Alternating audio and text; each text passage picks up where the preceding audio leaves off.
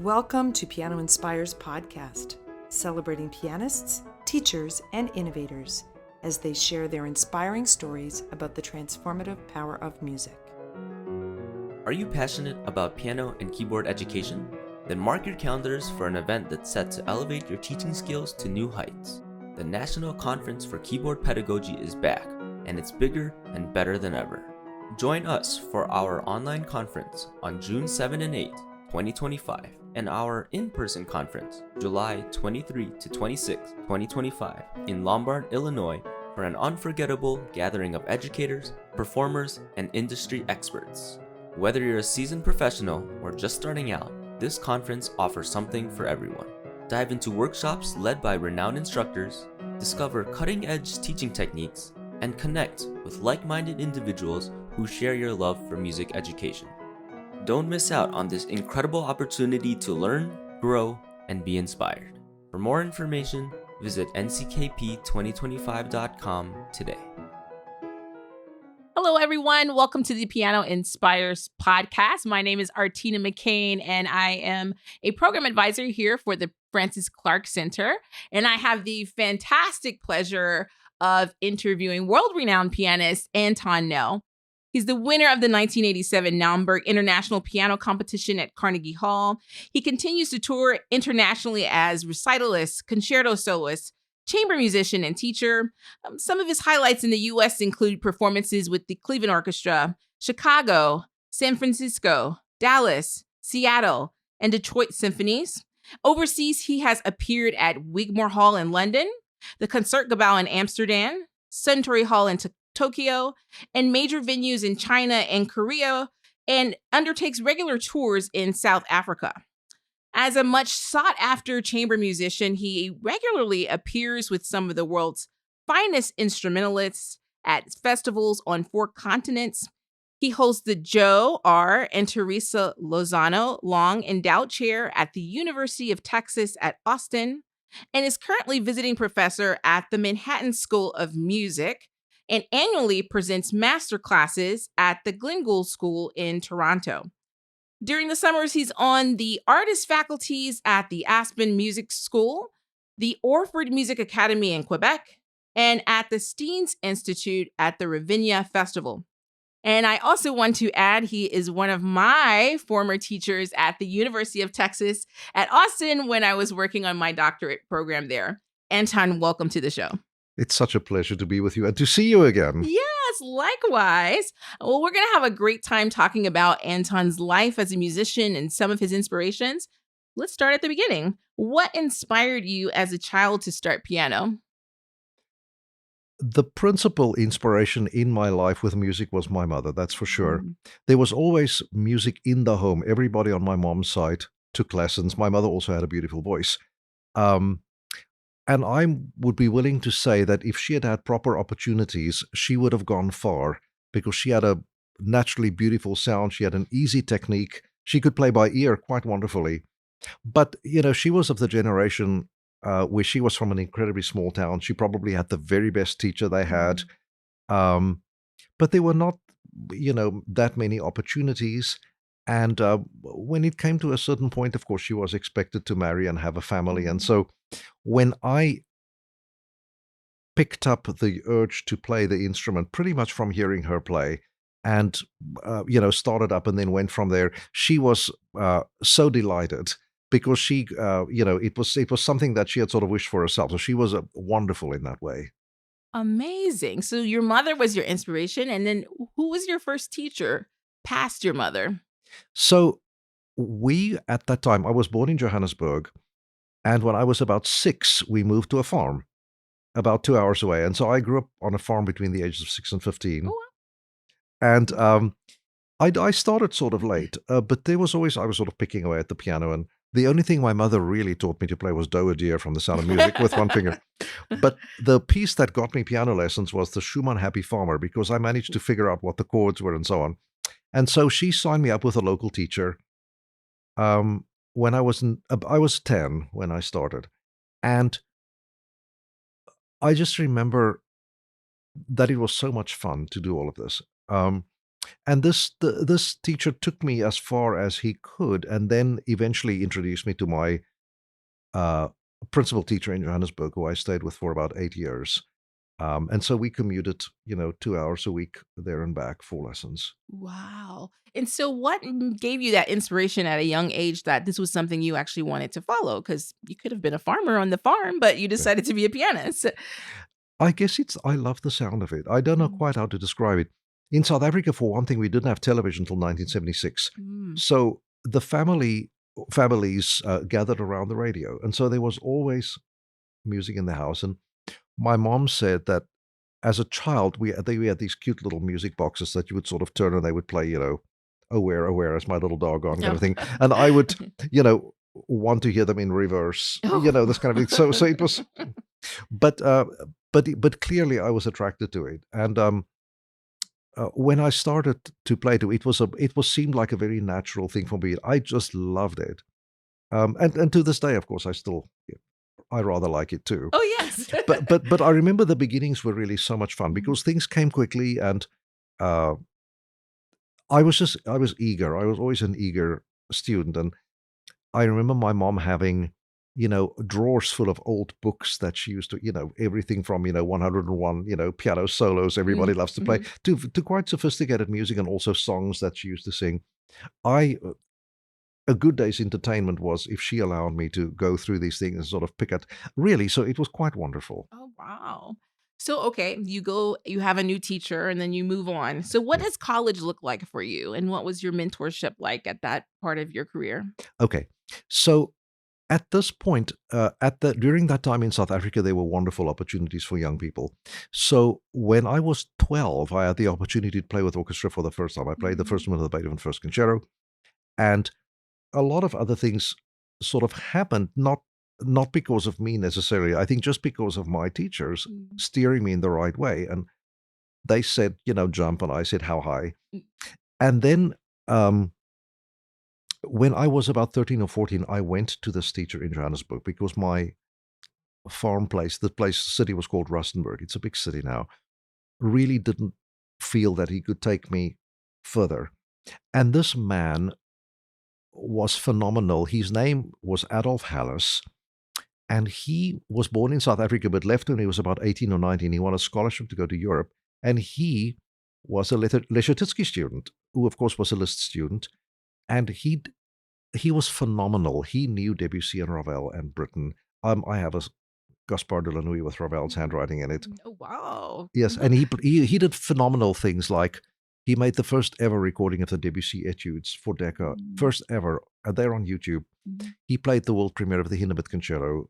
With Sir John Barbaroli conducting. Um, and of course, he heard Schnabel and Rachmaninoff and de Pachmann and Cortot and all of these people, and I heard this firsthand from him. Wow. So I was knocked out. But as a mentor, and I think that's one of the reasons I wanted to start teaching so early, was when I look back now at the level of guidance that I had at that age. You don't really, well, I'm not sure you know how to appreciate it at that age, but Mhm. when I look back now, I think it was just phenomenal because he instinctively knew what I should be playing and when. Of course, I always wanted to play, things that were probably way too ambitious for me, and he was right. But eventually, I did get to them. But it was just phenomenal, and I had a lot of wonderful opportunities. So by the time I came to the States, he was my teacher through undergraduate school too, because he was attached to the university I went to. Um, I was really ready. I had a substantial repertoire thanks to him, because he really wouldn't let me repeat. I was always learning new music. It was varied. I'd had many, many, many, many experiences playing with orchestra. I had a little radio show and a TV show that I used to do, um, and the education was almost beyond the piano too. He also spoke, about literature and visual art, and he was such a cultured man, and so I felt so privileged to have had that. And so when I came to the States, I was really ready. Wow. What an incredible mentor and guidance at such a young age. So, as you know, there's a lot of piano teachers that listen to this show. And what would you offer as advice if here they have sitting in their living room is a 12-year-old Anton? Like, how can they guide them? What should they do for a student like that? I think it's very important to have a very honest relationship with a student. I think Mhm. no matter how young they are, I think the level of playing now is phenomenal. If I think back of my peers at that age, we didn't play music that was that difficult Mhm. nor that advanced. And I would just always caution teachers, and I caution myself to that. One must be careful not to push too hard. Mhm. Um, I think the talent level is phenomenal, but I'm always a little nervous about just the sheer ambition behind it all, and whether Mhm. that's not the sole cause of everything else. But nowadays, I think it's terribly important, as it always has been. But nowadays, especially with the sheer number of people learning how to play the piano, to guide the students, especially the young people, so carefully. Mhm. Um, the other thing I feel that is so important for teachers, and it takes a special gift, I think, to work with people of that age, is to make sure that the foundation is laid well from the beginning, Mhm. so that the person doesn't get to a point where a step has been skipped for some reason and they have to go back, because it sort of stunts the growth. And how often do we encounter that as college teachers too, right? Where you have to Mhm. go back, and by the time you get to college, there's just no time to tread water or to go back, because you have boxes to tick and juries to play and recitals to play, and if you could get injured, or there's so many good things, bad things rather, could happen. Yeah, that's great advice. Start with the fundamentals early and be careful about it too. Yes, and nurturing them in the right Mhm. way. It's there's such a big emphasis now, of course, on everybody, and some students really genuinely enjoy competing and so on. But to sort of find a happy balance between this competitive life and also a time to grow and develop as young artists, learn lots of music, go and play outside. Yeah. That Most especially important. that part, live a little, Right, right, because right. you can never get that back. Yeah. That's great advice. Okay, back to you. So you're finished up with undergrad and you decide to come to the States. What was your inspiration to come and study at Cincinnati? There's still a tradition to this day in South Africa when young people reach a certain age to go and study overseas. And for me, it was very important because I had already done so much playing in South Africa. Um, I was really a known quantity, and honestly, I needed to go to a place where I was challenged even more. Mm. Um, my teacher at that time, Mr. Harris, really wanted me to go to Europe because he had European training, and a lot of my friends were studying in London or in France. But I wanted to come to the States because I felt it was a little bit of unknown territory. It was Mhm. also a country I thought would be fun for a young person to see, and so on. But the difficult decision, of course, was to choose a teacher, because we're talking now about um, the early 1980s, where there was really no technology at all. We certainly couldn't afford to place overseas calls. And so you really had to rely on really local connections. And fortunately, a lot of musicians passed through South Africa in those days. It was part of their international or European tour. It was South Africa was a stop, and so Mr. Shiki had played there, and so he was a known quantity. We knew where he taught. Um, my family didn't really feel comfortable sending me to New York, at that age. Sort of leaving with two suitcases, and Oh. and you know, and there was big, and so we chose something a little bit smaller. Okay. But I mean, I love telling the story to my students. Without any internet, you had to write in longhand on a piece of paper, and the post office delivered the mail. So A letter. the whole, the whole anticipation is just amazing. And then, after a while, you receive application forms, and then you make a cassette, a tape. Oh, what is that? Exactly. And then, after a while, you sort of gradually hear back that they liked it. And you have a scholarship. Oh, it's very nice. And then at a certain point, you get traveler's checks, and you pack your bags and you say goodbye to your family. And, and I still remember with my friends, my teacher had a big international class, Mr. Shiki, and uh, we could call our family once a week for 5 minutes. That was all we could afford. So it was that kind of thing. So it was a little bit of a leap of faith to go into this thing, but it turned out that he was such a fantastic teacher for me. And again, a European trained and with such a rich history and a rich experience. And he, where my teacher in South Africa was the one who really put me on track. As I said, if he said jump, I just sort of simply said how high, and I did it. Mr. Shiki was more, he realized that a point had come for me to find my own voice and to do this. And so he gradually stepped back and sort of weaned himself away. And I mean, in a way, that's one of the biggest gifts a teacher can give a student, is to not let them become clones of the teacher, but rather become themselves, but understanding what the parameters are, of course. I valued that greatly. Yeah. And then I also studied for a year with Frank Weinstock, who was similar and also, a superb musician and a terrific person. And I'm still very much in touch with him. So I'm very glad and pleased, and I feel proud of my education. I really felt that I had a great line of teachers, and never really had to sort of take a step back. So somewhere along the line, all of them really just put me on the right trajectory, and I continued with it. Yeah. I want to piggyback on something you just said about it's really important for teachers to let the students be themselves. And actually, when I was a student, I thought you did that fantastically for all of us. That's actually something I hold very dear to my heart. You But are kind. how would you, for some teacher who's thinking, well, how do I do that? It's easier for me to just make clones of myself. They all play the same stuff I play.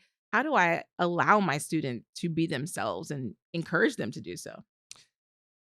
I think the important thing is to teach them to understand what the basic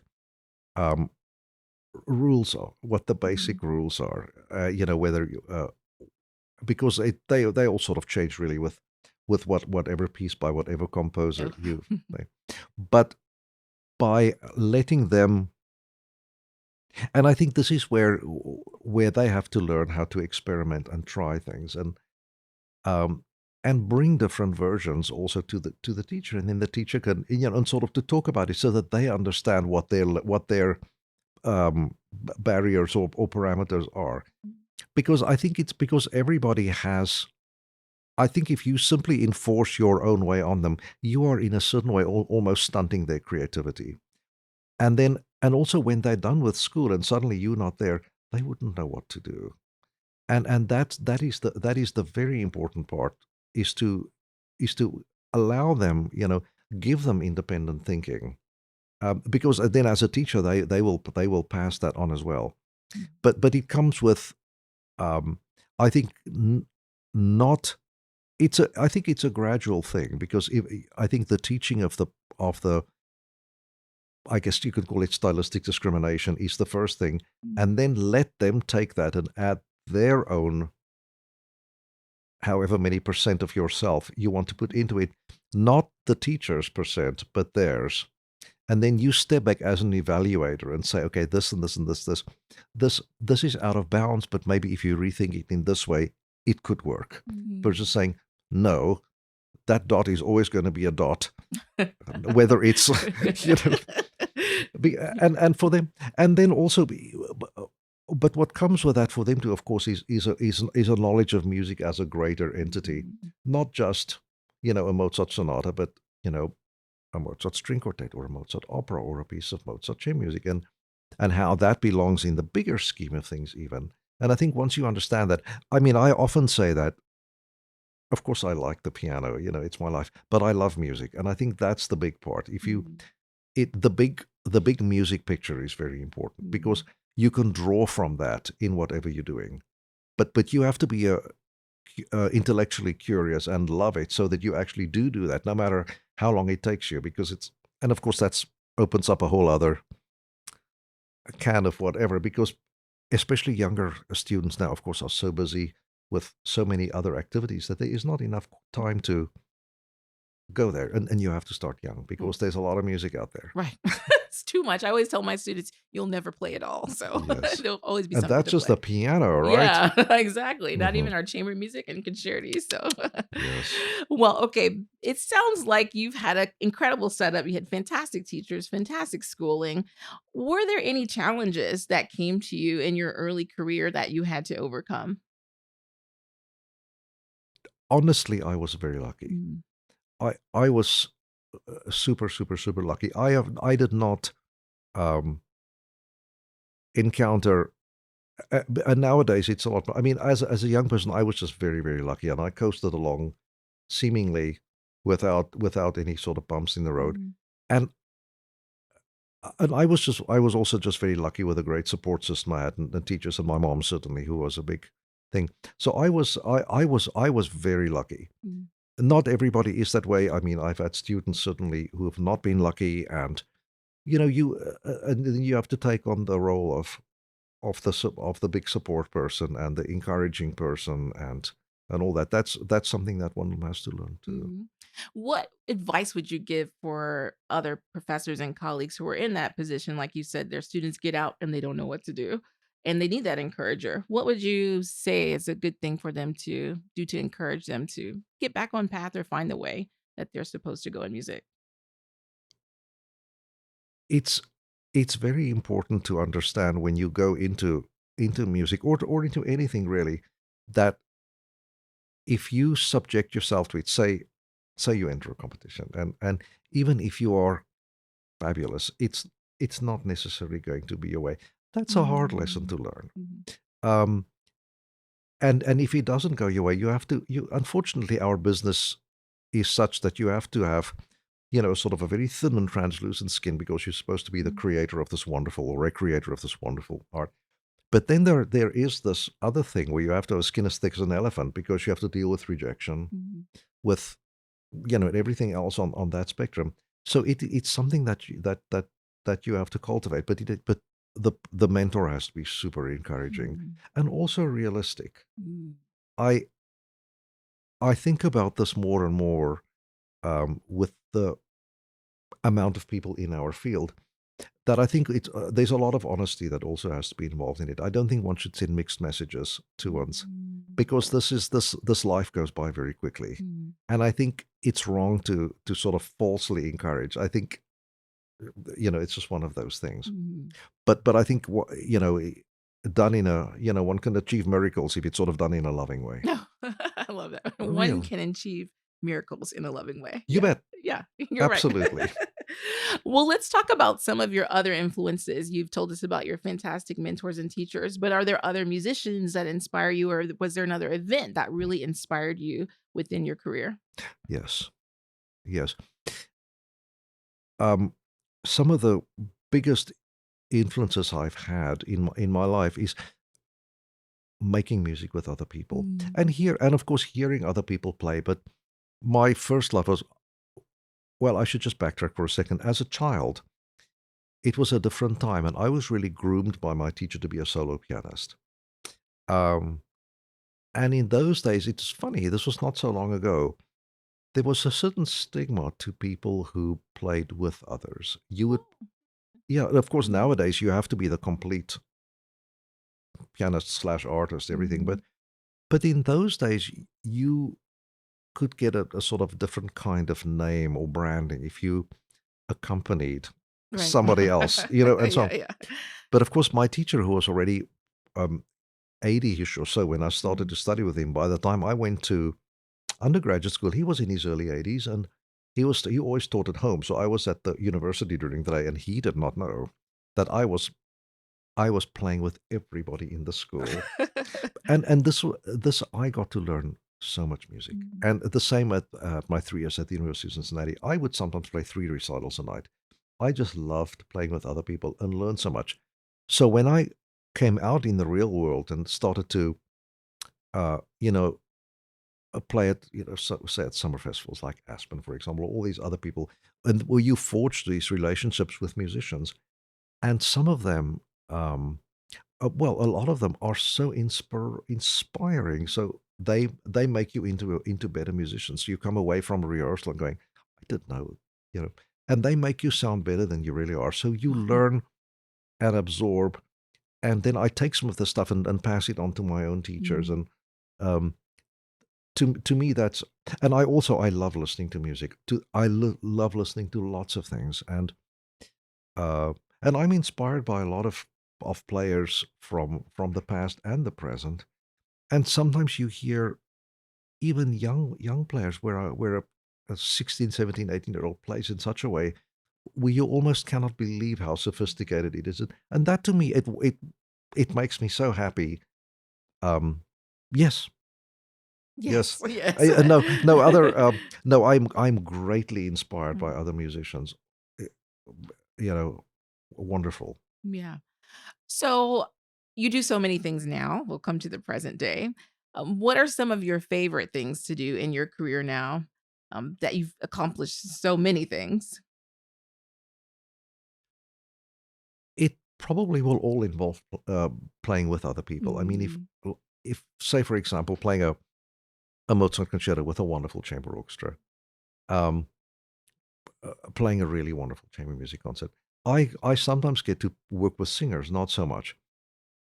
It's a wonderful experience to me. I mean, our business is specialized enough now that you get people who do more exclusively vocal collaborations, and I understand that it's a very specific craft and so on. But I do get a chance sometimes, to play a Schubert or a Schumann song cycle. Mm. Last summer I did. I stuck my toe into a different kind of thing. I played a big set of Charles Ives songs, which I absolutely loved. It was a whole different experience for me.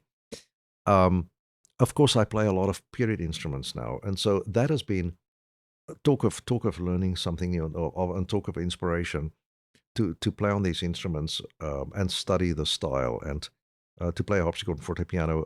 I've come out a new person. Wow. So tell us more about that. Like, what inspired you to make the switch from piano to forte piano or harpsichord? I happen to know you have these at your house too. So, Oh yes, my place looks like a museum now. yeah. No, um, the first wonderful teacher I had when I lived on the farm, the man who started Mm. me really, he was, again, you think back of these days and how wonderful these people were. I I had never, of course, I'd never seen a harpsichord before or anything, but he had records of this instrument that this music was written for, and so he made cassette tapes of his records for me of the Bach harpsichord concertos and all this stuff, and so I was mesmerized by the sound of it and just loved it. And then I played on one of my earliest concerts. We went to Johannesburg. I was playing, I think, the Kabalevsky Third Concerto on this program with other young people. You win these concerto competitions, right? And then Mhm. you play in these concerts. And the first piece on the concert was the concerto for four harpsichords, the thing that's like the Vivaldi four violin concerto. Well, I had never seen a harpsichord before. I think I was maybe 13 or 14. My mother was beside herself. I had absolutely lost all interest in the piece that I was playing. Oh. I wanted to play on those Right. harpsichords. And of course, I caused such a consternation. And of course, everything was fine. But then I subsequently got a small Italian single manual instrument of my own. And so I started to play when I was 15 or so, the harpsichord. And I played through school, and I also played the organ and so on. But the forte piano, there's a wonderful man in Austin whose name is Keith Womer, and he has a period instrument orchestra called La Folia. And he had this idea that I would possibly take to playing the forte piano. So about 10 years ago, he called me and offered me an opportunity to play a Mozart and a Haydn concerto with the orchestra. And it was like a miracle that happened. I took to this instrument and I absolutely loved it and started to really learn it. And then suddenly all of these things that I puzzled about for so many years, the articulations in Mozart, the dynamic markings, all this finicky stuff that on the modern piano is so tricky to negotiate, suddenly became second nature. And so I really, really, really worked at it. And then I brought my harpsichord playing back as well. And so about a quarter of my engagements now, I play these instruments. And it has changed, it has opened my ears in ways I couldn't even imagine. I always thought that I listened pretty well, and my students, this was a little bit before your time, Yes. because Aging me. no, but I think my students now always know when I have a harpsichord or fortepiano, concert coming up Oh. because I'm impossible. There's no slur is right, no articulation is right, and so I get all sort of OCD and persnickety and sort of fuss. Yeah, I mean, I am always a little bit that way, but not especially. So I do. So you talk of inspirations, that has made a big difference, Mhm. and as it sort of added a new dimension to me as a musician. Mm. So that makes me happy. Wow. So yes, playing that annually is always an adventure, and I've learned so much new music too, because of it. So do you now teach some of that to your students too? Do you have them over and they play it and I you do teach them? Oh, sometimes. okay. Um, if I ever have a little bit more time in my schedule, I would like to teach a sort of a basic class. I'm not sure I would be qualified to actually teach anybody to play the instruments as a major. I don't think my knowledge is quite. I'm not quite ready for it, but absolutely the basics I can. Mm. And I think it's important for pianists to know these things, even if they don't play them seriously, just to have the opportunity to try them, because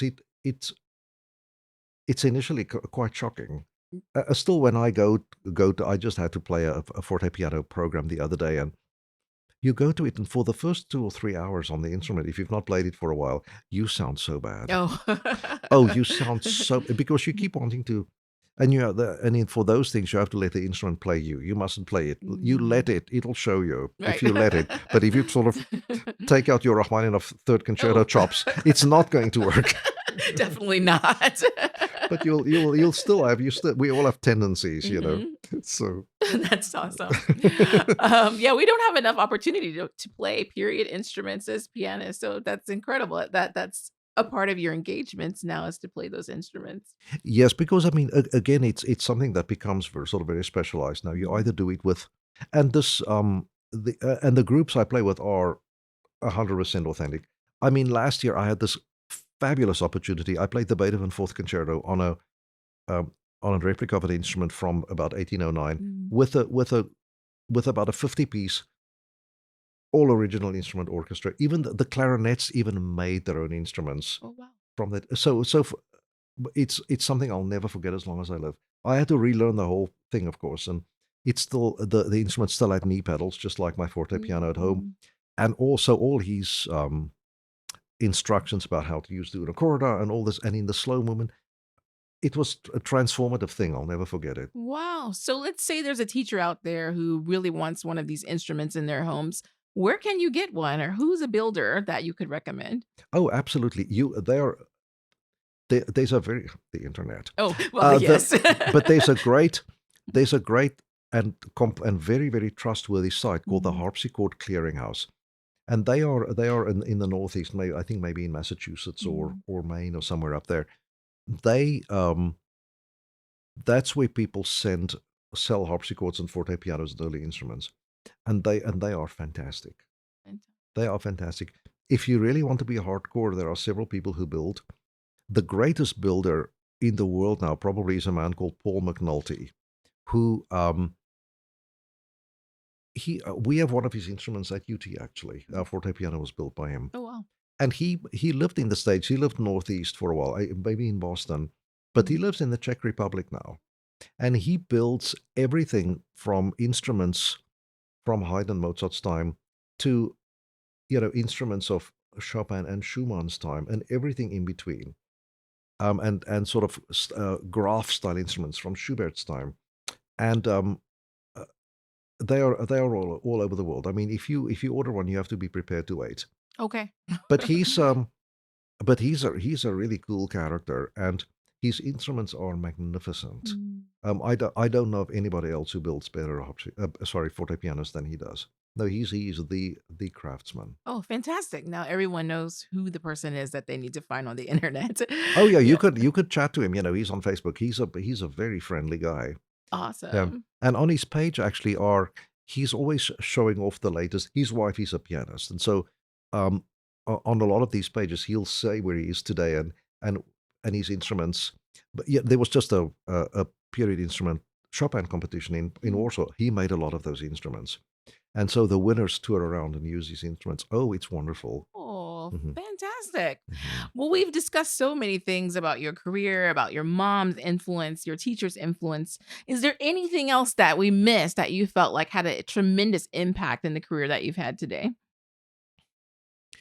You know, the thing that gets me going above all, of course, is music. Mm, You know, and I'm so grateful that we have it because, I mean, for me, that is my, it's the principal reason how I express myself, how I identify myself, just on in a very big way. And uh, even after all these years of doing it, I never tire of hearing it. And when you least expect it, I mean, and that's the magic of it. Of course, it can move you, it can amuse you, it can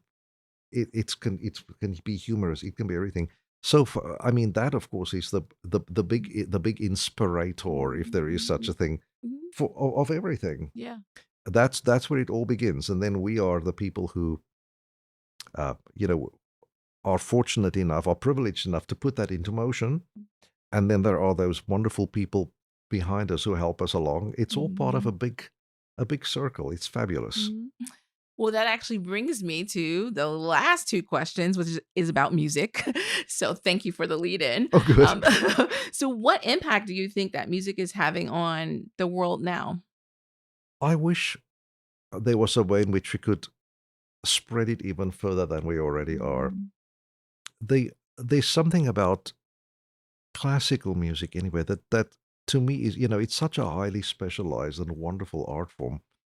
And I'm trying to think of ways in which one can show the world how wonderful it actually is. mm, I feel that we need to reach a larger audience with it. I mean, if you just look at people, sort of who attend concerts, and we're an aging population. I'm trying to think of any way I can to fire up young people to come, because what we have to pass this on. It's a tricky thing. mhm, I mean, I'd like to think that classical music can change the world in a positive way if people hear it, but I think it's a big challenge. yeah, I love it, but I want everybody else to love it too. me too.